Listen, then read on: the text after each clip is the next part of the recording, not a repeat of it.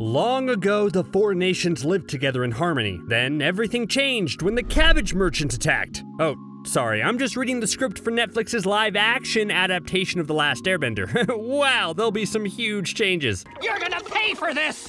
Anyways, that's not even what I'm talking about today. The question always arises on just who is the most powerful bender in the Avatar universe. Yes, it's a little tricky given that there are different types of benders with different skill sets, so I wanted to compile a list that breaks down the strongest benders in the entire franchise. Will you be a little upset with the ranking, or will you agree with it? Tough to say, let's find out right now.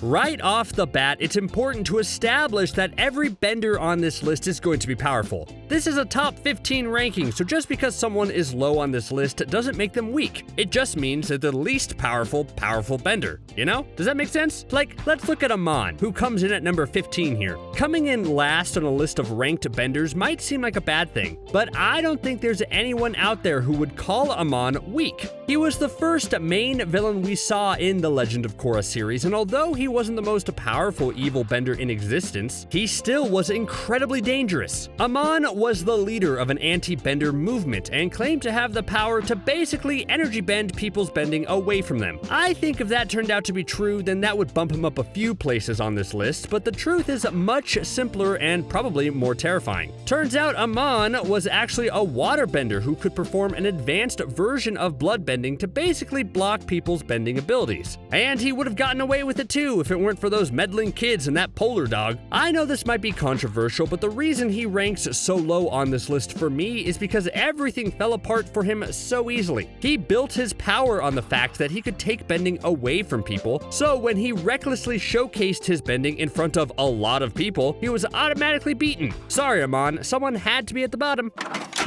Given a few more years, I think Jinora would place much higher on this list. She's the daughter of Tenzin, granddaughter of Aang, and officially the youngest airbending master ever. She officially became an airbending master at age 11, beating Aang's record of 12, and in her short time on Earth, she's proved herself to be a bright future as a leader of the new airbenders. Like, it just feels as though this young group of blossoming airbenders is under good leadership going forward, don't you think? But although her airbending skills are great, what really makes Jinora powerful is her connection to the spirits. Legend of Korra tried much harder than the OG show to make a connection between the human world and the spirit world. I mean, book 2 was called Spirits after all. But while both main characters Korra and Tenzin often struggled with their connection to spirits, it was Jinora who absolutely thrived. Besides some sick airbending slices, she was also able to spiritually project herself with relative ease just by meditating. She's the airbender that understood the assignment the most in the sequel series, and I think she's truly going to do some remarkable things in the near future.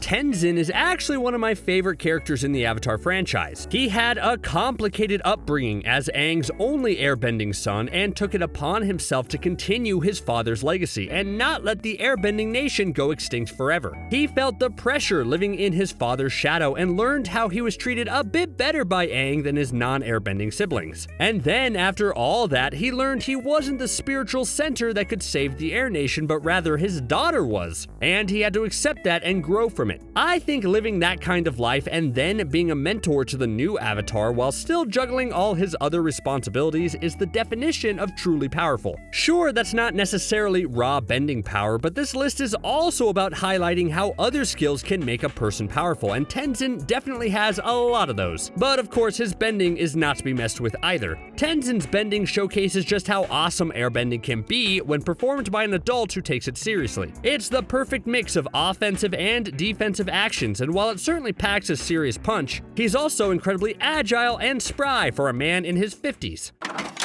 The anti-Avatar team in Season 3 of Legend of Korra was an absolutely brilliant concept, basically pairing up a bunch of unique benders like a lava bender, an armless water bender, a combustion bender, and a brand new airbender made for an exciting enemy for the good guys to face. But of course, it's the new airbender who was at the center of it. Zaheer showcased just what would happen if there was an evil airbender, and boy did he not disappoint. It was always hard to tell how powerful and dangerous airbending could be since our main viewpoint into that that particular bending style was Aang, who was both someone who wasn't aggressive with their fighting and tended to be a bit goofier than his opponents, but Zaheer changed everything. Watching him suck the air right out of the despicable Earth Queen's lungs is the most brutal moment in the entire franchise. As a bender, Zaheer was ruthless, precise, and completely dedicated to his cause, which made him even more dangerous. And after he developed airbending abilities, he took it one step farther by actually becoming air and straight up learned how to fly. Villains in Avatar are often portrayed as not respecting the true balance of the universe or not understanding the core of their bending abilities. But Zaheer knew exactly what it took to be a powerful airbender, and that makes him one of the most dangerous villains of all.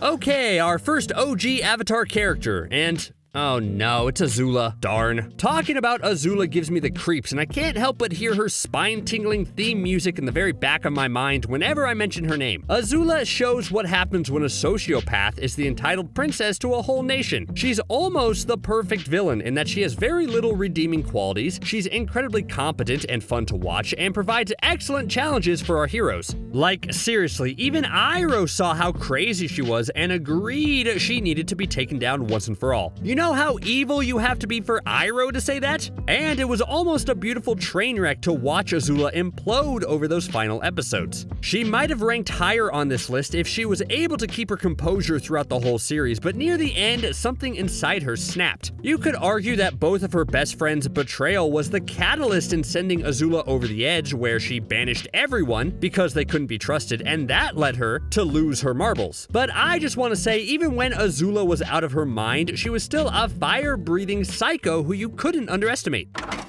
Zuko has one of the best character arcs in the history of character arcs, and watching the tortured, angsty, disgraced Fire Nation prince desperately seek to regain his honor only to discover his heart and humanity along the way is what helped make Avatar one of the best shows ever. But just how powerful was Zuko? Well, I think he had an interesting journey with his powers. He started the series hating the Avatar and was just full of rage and anger, which led him to be a powerful firebender. But then, after his tortured feelings started to resolve themselves, he realized he didn't have the same spark for firebending anymore, and had to embark on a journey to find something that ignited him. He was basically broken down and rebuilt into something even more powerful, which just goes to show that just because you're stuck in a certain way of thinking doesn't mean you can't rise above it to become something else. Although you could argue he isn't as powerful as every other family member he knows, his passion, determination, and drive put him above Azula.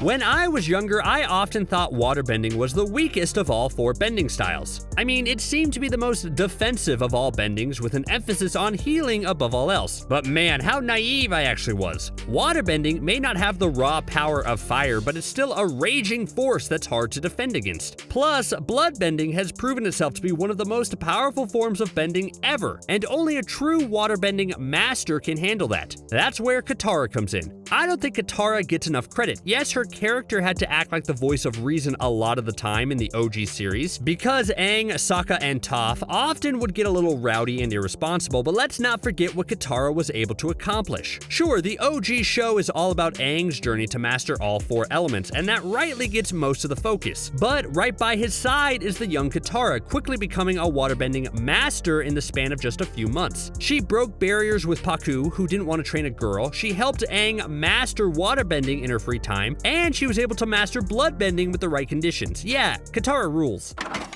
A standout arc in The Legend of Korra was a trip to the past to see the first ever Avatar. Avatar 1 was the original bridge between the human and the spirit realm and had to deal with the never-ending battle between Rava and Vaatu. Although he was somewhat responsible for Vaatu's first attempt to surround the world in darkness, Wan didn't waver or back down. He dedicated himself to mastering all four elements in order to stop evil from taking over everything. And although the other avatars seem a bit more powerful than Wan, I think it should be noted that Wan had to basically learn all of this stuff without having the history of all the other avatars behind him. He didn't know he would be kicking off a whole legacy of avatars destined to keep the world in balance, and the foundation he created gives him this spot on this list.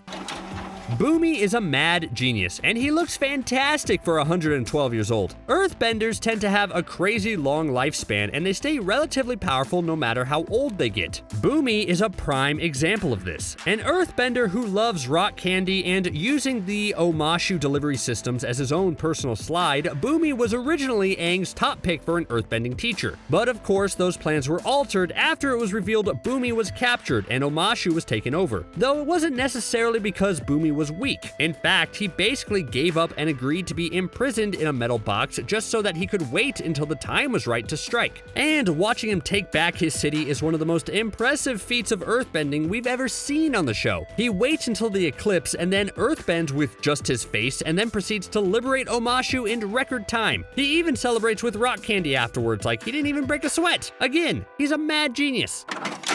I think Korra was always a tough character to like. She wasn't as easygoing and sweet like Aang, but rather showcased a stubbornness that came across as arrogant. But although she started off that way, I think Korra went through a dramatic character arc that constantly allowed her to learn and grow in different ways. She constantly faced adversaries that would push her to the limits and almost destroy everything, forcing Korra to tap into her inner strength and determination in order to keep going. And she had to carry around the weight of not being able to access the link to the other avatars for a majority of the show's run. That's always been a vital component of being the avatar, but being basically on her own forced Korra to make some tough decisions all by herself. This led to things like connecting the human world with the spirit world like never before. I think that's the definition of inner power, don't you? Oh, and she could totally kick butt in a fight and quickly mastered 3 out of the 4 elements at a young age. So yeah, she's powerful in that way too. Fire Lord Ozai was the big bad of the OG show, and he definitely lived up to the hype. He spent most of the show working from the shadows, leaving the whole capture the avatar thing to his 2 children. But when he finally emerged with a plan to burn down everything, the whole world was almost destroyed. Sure, it should be noted that at the very peak of his power, Ozai had increased strength thanks to Sozin's comet, but I think that's still enough to earn him a spot in the top 5 of most powerful benders. What made Ozai so powerful outside of just the raw strength of his firebending was his ruthlessness. This was a man not afraid to fight and scar his own son in order to make a point. He's incredibly ambitious and shows no mercy, which is one of the most dangerous combinations around. Plus, being the Fire Lord, he had the resources to keep the war with the 4 nations going, and that hurt the world more than anything else.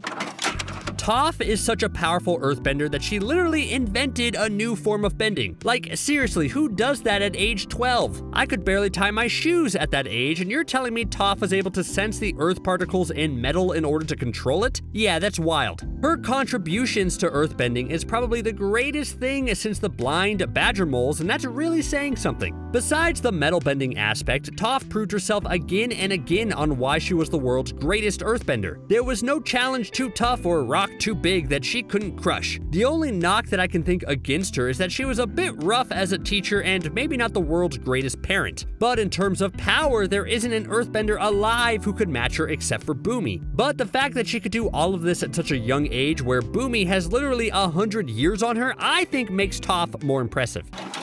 Avatar Kyoshi is a fan favorite character for a reason. See what I did there? Fans? Because she uses fans? You get it. Anyways, how could she not be beloved by everyone? She was like 7 feet tall, lived to be like 230 years old, and did amazing things like establish both the Kyoshi warriors on Kyoshi Island, as well as the Dai Li in Ba Sing Se. She was the one who told Aang, yeah, just eliminate the Fire Lord, no mercy type of advice, and the backstory we've both seen and read about paints the picture of an amazing avatar. In fact, we all know how powerful Kyoshi is and why she deserves to be in the top ranks of powerful benders. So I'm just going to use this space to say that the newly formed Avatar Studio should totally do a Kyoshi prequel cartoon series next, because her history is just incredible.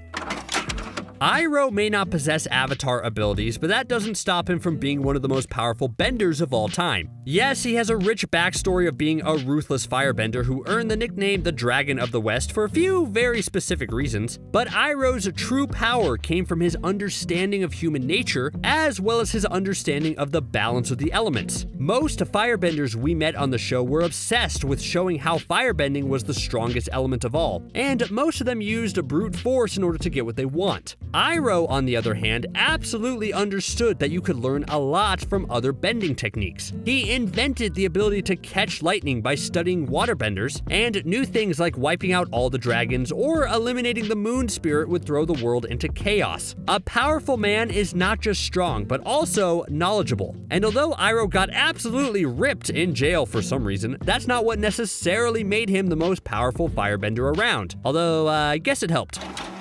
Besides all the awesome bending abilities that Aang showcased in such a short amount of time, I think there's one big reason that Aang is the most powerful bender we've ever seen on the show, and that's his commitment to finding a better solution. The Air Nomad's peaceful nature was ingrained deep within Aang, so when it came time to eliminate the Fire Lord, it was a tough dilemma. Literally everyone around him told Aang to take out the Fire Lord, but Aang just wouldn't do it. Sure, the giant lion turtle giving him the power to energy bend was a bit of a deus ex machina, but it only highlighted that Aang would be an avatar who truly promotes peace and didn't want to continue the cycle of violence in the world. So that's the strength and power of Aang's character, which coupled with his amazing bending abilities easily gives Aang the top spot on this list.